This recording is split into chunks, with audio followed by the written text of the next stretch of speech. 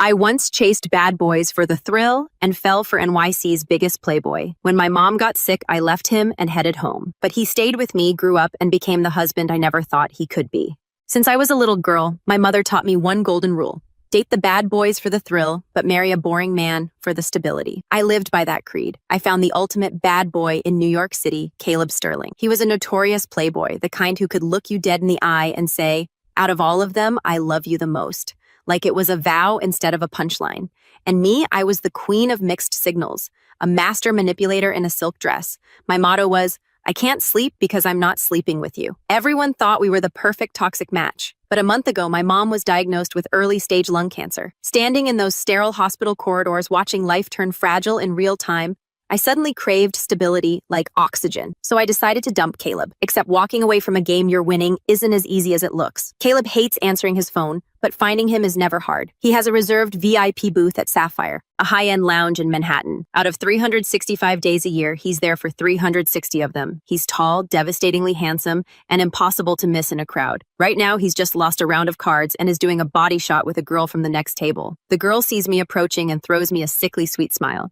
"Hey, you don't mind, do you? We're just playing a game." "Of course not." I beam, dripping with fake enthusiasm. "You're so adorable. Why don't you move into our penthouse? We have plenty of room." Her smile falters. She rolls her eyes. I turn my gaze to Caleb, and my eyes instantly well up with practiced tears. "Caleb, does she hate me? Maybe I should just leave." I sniff dramatically.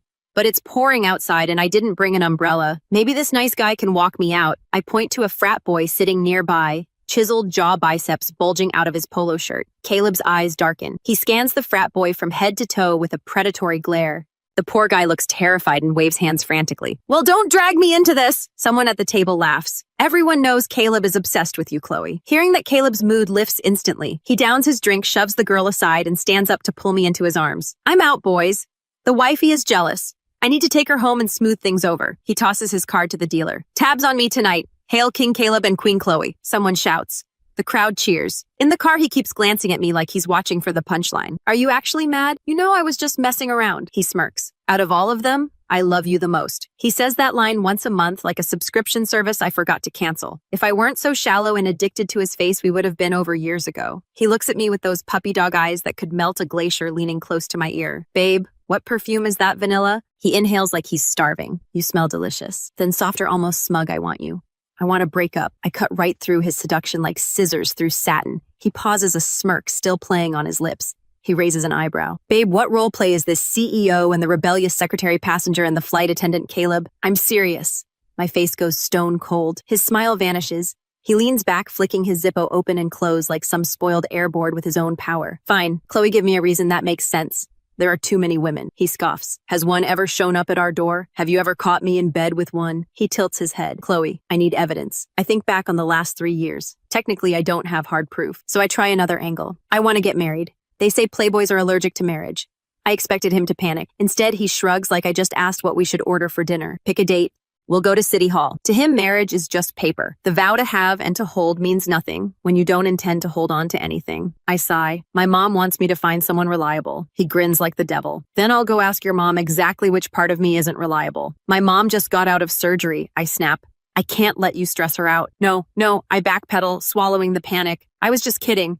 He pulls me back, kissing my cheek with lazy satisfaction. "I knew it. You're just bored, babe." That night, his phone buzzes on the nightstand. I peek at the screen. Serena, his white moonlight, the one who got away. Rumor has it I was just a rebound after Serena moved to Europe. "Caleb," I say evenly, "your phone." He walks out of the bathroom with a towel slung low around his waist, water droplets tracing a path down his abs like they have somewhere to be. He's not just handsome, he's sculpted. That's how I got stuck in this trap for 3 years.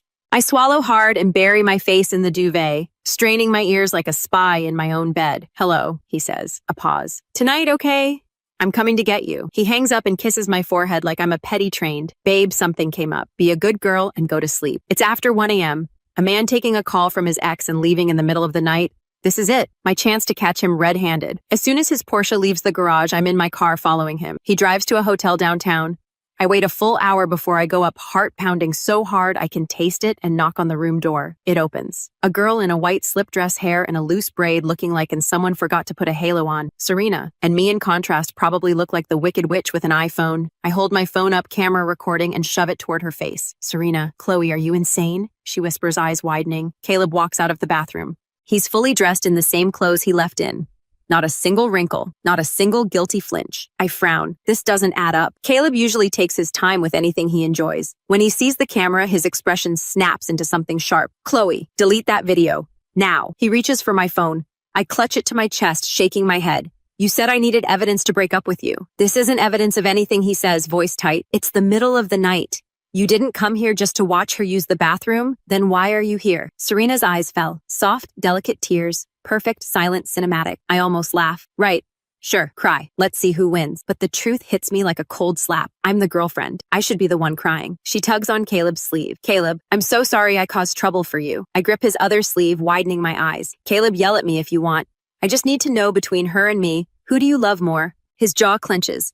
He shakes Serena off and grabs my waist, whispering furiously in my ear. Babe, stop the drama. Delete the video. Be good. He's panicked. Not because I'm here, because she is here and I'm messing with the image he wants protected. I force out a few tears. So you choose her. I take a shaky breath. Okay. Then I play my final card, the one that always worked on him because it makes him feel like he's winning. I'm sorry I'm so clingy. Don't worry. I won't be anymore. His hand tightens around my wrist. Serena interrupts softly, wiping her tears like she's performing tenderness. Caleb, maybe you should go. I can handle this. Caleb turns to me, voice cold. Chloe, usually your games are cute. Tonight you crossed a line. There it is. The white moonlight wins. I shake off his hand, delete the video right in front of his face, and walk away without looking back. I moved back to my own apartment that night. My chest felt tight, like my body couldn't decide whether it wanted to scream or collapse. Maybe after hearing I love you 1,000 times, I actually started to believe the lie. But tonight proved it. He loves Serena, or at the very least, he respects her more than he ever respected me. After the breakup, my mom was thrilled. She dragged me to a high-end matchmaking agency the very next day. Miss Davis, the matchmaker, chirped, "We have the silver, the gold package. Give my daughter the platinum and elite package my mom cut in." "Mom," I hissed, "you need that money for treatment." She waved me off like I was being dramatic. "At my age, I've seen enough. Your future is more important than my lungs." So we took the most expensive one. The matchmaker beamed and handed me a stack of profiles. "These are the cream of the crop, Miss Davis." I flipped through them. They were all tragically average. My brain was still stuck on Caleb's stupidly perfect face. "Miss Davis, the matchmaker said your phone is ringing." I looked down. "Caleb," I answered. "Hello?" His voice was sharp. "Did you or did you not delete that video?" He sounded furious, and it felt good. Technically, I deleted it last night, but this morning I felt petty. I recovered it from the recently deleted folder and sold it to TMZ for $2,000. Now it was trending everywhere. Billionaire Playboy secret scandal. Turns out Serena wasn't just an ex. She was an illegitimate daughter, tied to a rival family. No wonder Caleb wanted it hidden. I put on my best innocent voice. "Caleb, I saw the news." "Oh my God." I let my voice wobble. "But I deleted it. I'm so stupid with technology. Maybe the cloud synced it. I'm so clumsy. Causing trouble for you again." Caleb laughed on the other end. A cold, dry sound. He completely ignored the fact that we broke up. "Where are you? I'm coming to get you." "Caleb, we broke up," I said, jaw tight. "And I'm busy." I didn't agree to a breakup. Of course he didn't. Typical. He wants the angel and the devil at the same time, and he thinks the world owes him both. "What are you busy with?" he demanded. I looked down at the stack of profiles and in pure spite pointed blindly at one. "Him," I said like I was placing a bet. "I'll meet him." Then I hung up. I set the date at the coffee shop Caleb always went to. Petty, absolutely. Satisfying even more. I told myself it was harmless, just a clean, symbolic reset. If I could end things where the habit began, maybe my brain would finally stop treating him like an addiction. The problem was the man waiting at the table was distracting. He was genuinely stunning in a quiet, terrifyingly put-together way. Same sharp cheekbones as Caleb, the same dark hair, the same "I belong in expensive rooms" aura, except this one wore glasses and a suit so crisp it looked like it had never met a wrinkle in its life. He had Wall Street written all over him like he'd been born with a Bloomberg terminal in his crib. I approached with my best smile. "Hi, handsome. I'm Chloe." He rose immediately. No hesitation, no lazy swagger, just manners. Solid, practiced manners. He offered his hand. "Hello," he said warmly. Carter. The name landed like a pebble in my shoe, small but instantly annoying. I'd heard it before, somewhere close to Caleb, somewhere I should have remembered. He stepped around the table and pulled out my chair like we were in an old movie. Gentleman. Reliable. The kind of man my mother would approve of without even asking for his last name. My phone buzzed in my purse.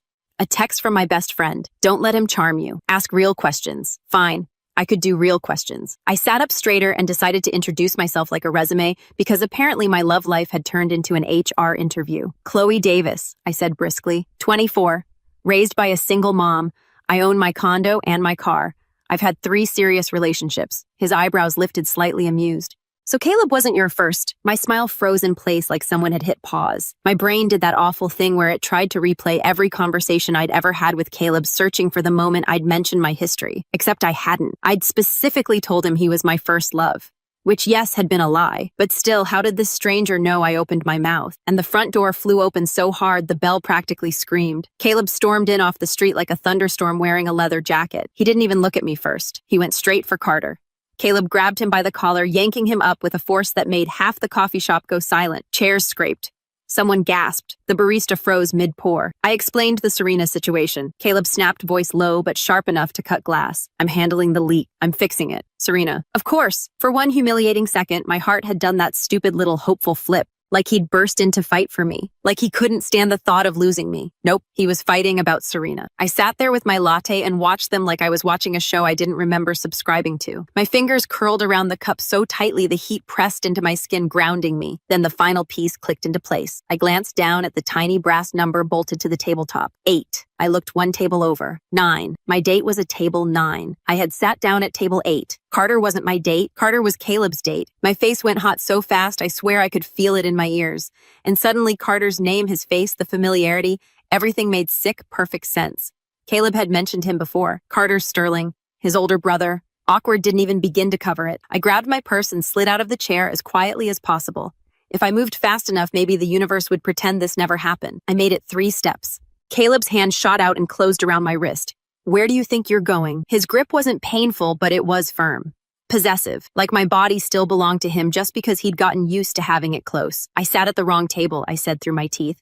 I'm correcting my mistake. He dragged me out of the coffee shop like we were the ones on a schedule shoving past startled customers. The February air slapped my face cold and sharp. He steered me straight to his car and opened the passenger door like he was doing me a favor. Then he practically shoved me inside. The door slammed. Caleb got behind the wheel and took off too fast.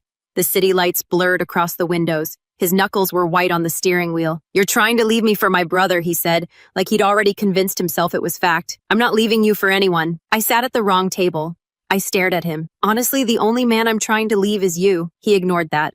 You lied to me, he snapped. You told me I was your first love. I scoffed. Love is a strong word. I was young and naive. You certainly have a way with words, he muttered, pressing the gas. I hated when he drove like this. It wasn't just reckless, it was a warning. The way he acted when he felt out of control, louder, faster, sharper. Like if he could dominate the road, he could dominate the conversation. And it was exactly why he wasn't material. He slammed the brakes in front of the cafe where we first met 3 years ago like he brought me there on purpose. Like the pavement itself was evidence. He turned in his seat, eyes dark. How long have you known him? Who don't play dumb? Carter, I said, exasperated. His jaw tightened. Don't say his name. He reached into his pocket and pulled out a cigarette. His hand shook slightly as he lit it. The flame flared, then steadied. He took one drag and stared out the windshield like he was trying to calm himself by force. Tell me, he said quietly. Me or him? I blinked. Are you seriously making this a competition? His eyes cut to mine. Answer. I met him for 5 minutes by accident, I said. I didn't even know it was him until you came in acting like a lunatic. His hand struck the dashboard with a loud crack. Chloe? Truth. Something inside me snapped. Fine. He wanted truth. He could choke on it. Fine, I said, voice too bright. Your brother is handsome, successful, polite, and stable. He wears a suit like an adult, not a leather jacket, like a pirate. Silence. His gaze sharpened. Then slowly, he crushed the paper coffee cup he grabbed from the cup holder earlier. Not violently enough to spray liquid everywhere, but enough to make the lid pop and the cardboard collapse. Great, he said, smiling without humor. Fantastic, Chloe. He leaned closer, eyes hard. Remember this? I'm done with you. The audacity. I laughed short and sharp. Excuse me. He opened his door. Get out. I stared at him. You have a revolving door of women. You're still circling your ex like she's a hobby and you're dumping me out, he repeated. I didn't move. Instead, I held up my hand like I was collecting a debt. Breakup fee. His mouth fell open. You want money? 3 years, I said, dead serious. 3 years of my time and my peace. Time is money. He looked like he wanted to argue, but pride wouldn't let him admit it hit a nerve. He grabbed his phone and tapped aggressively. Ding, my phone buzzed. Transfer received $10 million. I stared at the screen. Then I looked up at him, slow smile spreading. Don't you dare regret this. he said, voice low and dangerous. I leaned over and patted his cheek like he was a child throwing a tantrum. Don't worry, I said sweetly. I'll find a nice husband and spend every cent of this on our honeymoon. Thanks, ex-boyfriend. I stepped out of the car and I walked away before my knees could remember how much they used to shake around him. 2 days later, at 2 a.m., my phone rang. Caleb. I stared at the screen until it stopped. It rang again. I answered, voice flat. Caleb, be a good ex. Don't call me, Chloe. His voice was thick and rough like he'd been drinking. Something clattered in the background. He sounded miserable, and that should have made me feel victorious. It didn't. I miss you, he muttered. Do you miss me? I asked. Or do you miss Serena? A pause. A long one. Chloe, you know it's you. I rolled my eyes so hard it almost hurt. Then act like it, I said. He breathed out shaky. What do you want? And here's the thing about Caleb, he spent years training me to mistake intensity for love, training me to respond to his moods like a weather report, training me to crave the moment he softened. I wasn't going to let him pull me back in with a sad voice and a few pretty words, so I did something cruel, something petty, something that gave me control. I want proof, I said calmly. No charm, no threats, no attitude. Just do what I say. He exhaled a weak laugh. You're serious, very. Another pause then. Okay. I made him swallow his ego quietly, not with anything explicit, not with anything that would cross the line into something uglier, just enough to bruise his pride. Get on your knees, I said. Silence. Chloe. Or I hang up. I heard movement, the sound of fabric shifting, a long breath. I'm on my knees, he admitted, voice rough. Good, I said. Now apologize like you mean it. He went quiet, then softly like it cost him something. I'm sorry. It wasn't the kind of apology that erased damage, but it was the first time I'd ever heard him say the words without trying to bargain after. I held the silence for a beat longer just to remind him I could. Then I ended the call. 1 minute later, my phone buzzed. Caleb, Chloe. I swear if you ever... Then another buzz. Message failed to send. He blocked me. Perfect. I slept like a saint. We didn't speak for a month. And then he walked into my office. Caleb Sterling, representing Sterling Corp for a merger with my company like the universe had decided my emotional growth was hilarious. The moment I saw him, my stomach dropped. He looked different. 3-piece charcoal suit, hair neat, clean-shaven, controlled, powerful. And he didn't look at me once. I tried to take sick leave. My boss refused. Chloe, you know this project best, he said.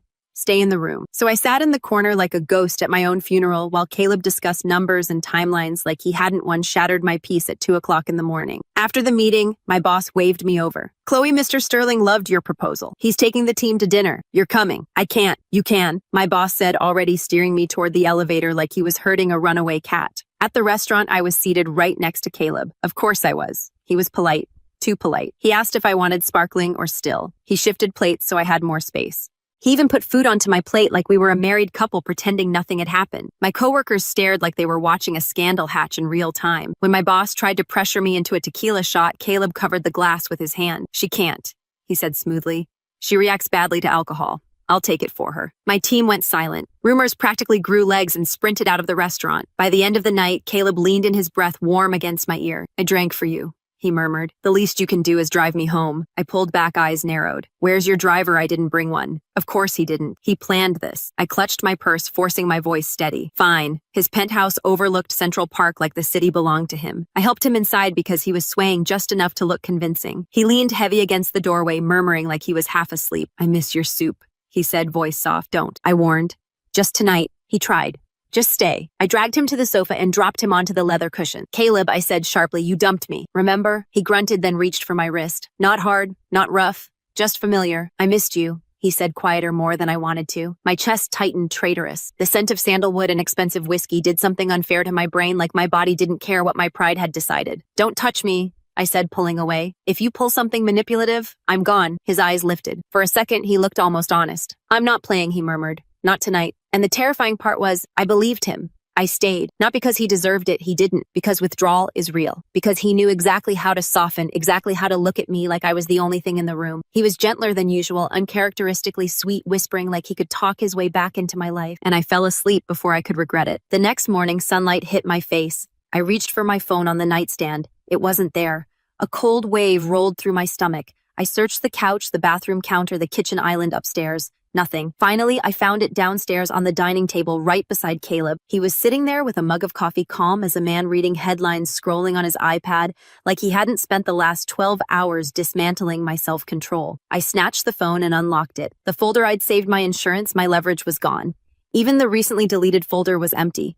My blood went ice cold. He'd staged the whole I'm vulnerable act to get access to my phone and erase the one thing that made him nervous. You, my voice cracked with rage, you absolute piece of trash. Caleb looked up, expression maddeningly composed. Good morning to you too. I hate you. I spat. I stormed toward the door. He caught my arm. Breakfast first? He said like he was joking. Don't touch me, I snapped, yanking away. You manipulator, you liar, you... He flinched, and for a split second his eyes looked genuinely hurt. Chloe, he said quietly, the feelings were real. If you want stability, if you want marriage, I go to hell, I said, and I slammed the door so hard the penthouse seemed to shake. He kept coming to the office. I avoided him like he was contagious. One evening I got into the elevator with 2 female colleagues. They were gossiping, not even trying to keep it quiet. I heard Chloe has a date with a programmer tonight. Yeah, the other said. A reliable guy, not like her ex. The elevator doors opened. Caleb walked in. The air froze. He pressed the button for the lobby, eyes forward, jaw tight. Going on a date? He asked, voice even. My colleague gave a nervous giggle. Yes, Mr. Sterling. Chloe is moving on. Caleb turned slightly, just enough to look at me from the corner of his eye. You like handsome, successful, liked, and stable, he said. I can be all of those. Why can't it be me? Because we're over, I hissed. His mouth tightened. Then he said almost casually, like he was offering a business deal. If this is about what I deleted, I'll make it up to you. I stared at him. It's not about that. He finally faced me, fully eyes intense. Then what is it? It's everything, I snapped. The chaos, the drinking, the smoking, the women, Serena, the way you act like love is a game you can win. The elevator dinged. I stepped out, then turned back, my voice sharp and honest. Except for your face and your money, I said there isn't a single thing about you that I like. The door slid shut. For a second, through the narrowing gap, I saw his expression crack. Devastation flashed across his face so fast it almost looked like fear. A week later, Carter came to see me. He showed up at my office reception like a man who didn't belong in drama, but had been dragged into it anyway. Same glasses, same suit, same calm. Miss Davis, he said, voice measured. I need 10 minutes. I'm busy. It's about the real Caleb. That made me pause. I sat down, arms crossed. Carter adjusted his glasses, then spoke like he was filing a report. Caleb acts out, he said, because he's been trying to carry things he doesn't know how to carry. I scoffed. That's a generous way to describe him. I'm not asking you to forgive him, Carter said. I'm asking you to understand what you're actually dealing with. He hesitated, then continued. 5 years ago, Serena and I were engaged. She cheated on me with Caleb, or so I thought. My stomach tightened. Carter's jaw flexed. Turns out she drugged him. She wanted a scandal. Her family wanted leverage. It was a setup meant to corner ours. My mouth went dry. I fell into a depression, Carter went on, voice low. Caleb blamed himself. He gave up his path to CEO. He started acting like the villain so our father would hand the company to me. He wanted me to be the good son. He wanted to fix what Serena broke. I stared at him, trying to fit that story onto the Caleb I knew, the one who drove too fast and smoked too much and smiled like consequences were for other people. Carter slid a business card across the table. Also, he added quietly, Caleb arranged for Dr. Holloway at Johns Hopkins to review your mother's case. He's one of the best oncologists in the country. My throat tightened. This isn't a bribe, Carter said, reading my face. It's a gift whether you take Caleb back or not. I couldn't speak for a second. My mom's diagnosis had been the thing that finally made me want stability, the thing that had snapped me awake. And Caleb somehow had touched that part of my life without telling me, without asking for credit. I hated that it moved me. I hated that it made him feel complicated. I found him at the Sapphire. His friends were whispering near the bar. Look at him. He's a wreck without her. Caleb sat alone, staring at a glass of water. No alcohol. No girls. No performance. When he saw me, he jerked like he'd been caught doing something vulnerable. He tried to tuck an unlit cigarette behind his back like a teenager hiding contraband. Can we talk? I asked. He nodded too quickly. Yes, anywhere. We ended up back at our coffee shop, the same place where everything had started, where the air always smelled like espresso and bad decision. Why didn't you tell me? I asked. About Serena? About Carter? Caleb stared down at his cup. It's not exactly a proud family moment, he said quietly. And that night I pressed. The hotel, the mess, Serena. She came back to blackmail Carter again, he admitted. I went to stop her. I didn't want you dragged into it. I didn't want you looking at me like I was dirty. I studied him, the way he held his shoulders like he expected impact, the way his fingers tapped once against the cup, then stilled. Okay, I said finally. His head snapped up, hope flooding his eyes so fast it almost scared me. I took a slow sip of my latte, buying myself a second. Let's start over, I said. But we do it my way. No games, no lies, no performances. I want the real Caleb. I extended my hand. Hi, I said. I'm Chloe. Caleb stared at my hand like it was the most precious thing in the world. Then he took it carefully like he was afraid I'd change my mind. Hi, he said, voice softer than I'd ever heard it. I'm Caleb. The real Caleb was terrifyingly competent. He stopped acting like chaos was his brand and started acting like a man with a life he actually wanted. He ran the company with an iron grip. He came home at 6 o'clock sharp. He cooked. He asked about my mom without making it about him. It was almost boring, so naturally I had to stir trouble. I made a fake dating profile and messaged him. "Hey, handsome, want to have some fun?" He replied instantly. "Sorry, my wife is unhinged and checks my phone." That night, curled up in his arms, I asked the question that had haunted me for years. "When did you actually fall for me?" I whispered. "Was it the coffee shop?" He kissed my forehead like he'd been waiting to answer this for a long time. "The moment you spilled coffee on me," he murmured, and then tried to blame me for standing in your way. I laughed quietly, and I knew right then he added voice warm against my hair.